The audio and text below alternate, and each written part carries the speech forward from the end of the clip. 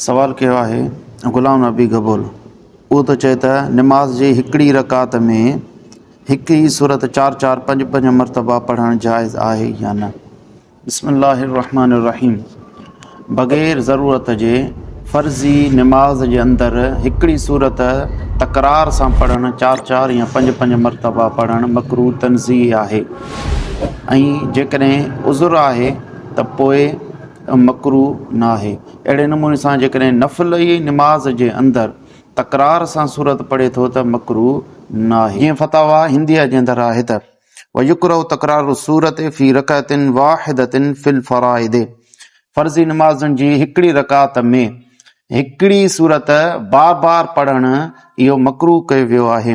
वला बअस बिज़ालिक फ़ी ततव्वुअ। ऐं अहिड़ी तरह जेकॾहिं नफ़िली निमाज़ुनि जे अंदरि तकरार सां क़िराअत करे थो हिकिड़ी रकात जे अंदरि त मकरूह न आहे।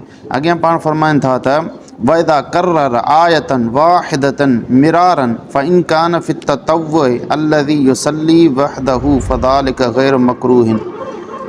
जेकॾहिं कंहिं शख़्स नफ़िली निमाज़ जी हिकिड़ी रकात जे अंदरि हिकिड़ी आयत तकरार सां बार बार पढ़े थो त इहो मकरूह न आहे। अहिड़ी तरीक़े सां फतावा क़ाज़ी ख़ान जे अंदरि आहे। अल्लाहु आलम बिस्सवाब।